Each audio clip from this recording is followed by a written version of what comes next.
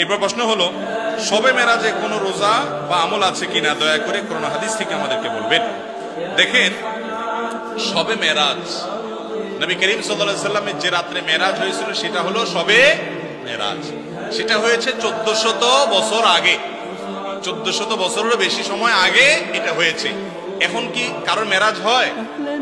তাহলে মেরাজ তো একবার হয়েছে নবী করিম সাল্লাল্লাহু আলাইহি সাল্লাম, এটা কি প্রতি বছর করে ঘুরে ঘুরে আসে? মেরাজ তো প্রতি বছর আসে না। হ্যাঁ, যেই রাতে তার মেরাজ হয়েছে প্রতি বছর ওই রাত, ওই তারিখটা যদি ঘুরে আসে এটাকে মেরাজ বার্ষিকী বলা যেতে পারে।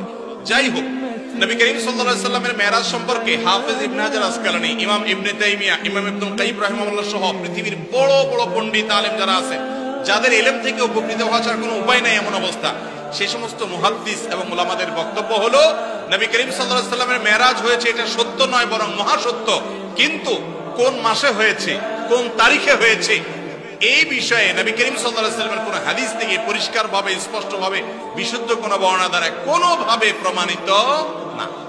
আমরা যারা 27 তারিখকে, রজবের 27 তারিখকে শবে মেরাজ উদযাপন করি, আমাদের এই উদযাপনের কোনো ভিত্তি নাই। আমার কথা না, ইবনে হাজার আসকালানী রাহিমাহুল্লাহ বলেছেন যে অনেকে এটা করে, এর কোনো ভিত্তি, গ্রহণযোগ্য কোনো ভিত্তি নাই।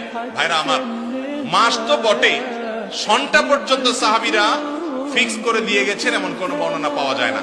অনেকে বলেছেন রমজান মাসে মেরাজ হয়েছে, অনেকে বলেছেন রজব মাসে হয়েছে, অনেকে বলেন জিলকদ মাসে হয়েছে, অনেকে বলেছেন রবিউল আউয়াল মাসে হয়েছে। এই সবগুলোর ব্যাপারে মুআররিখিন এবং ইতিহাসবিদদের, মুহাদ্দিসদের মন্তব্য আছে। বিধায় 27 রজব মেরাজ হয়েছে এই মর্মে কোন বিশুদ্ধ বর্ণনা নাই। এটা হলো প্রথম কথা।